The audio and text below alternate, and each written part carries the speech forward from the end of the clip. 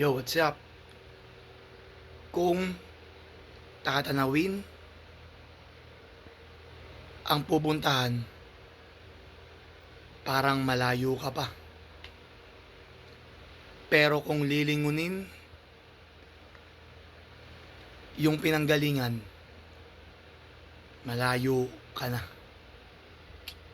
Alam mo ha,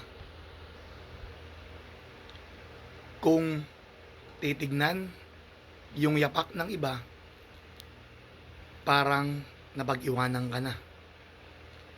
Pero kung ang sarili ang iisipin, aba, umuusad ka. Yun lang guys. Good morning. Sa lahat ng nakalike, follow, share po sa akin.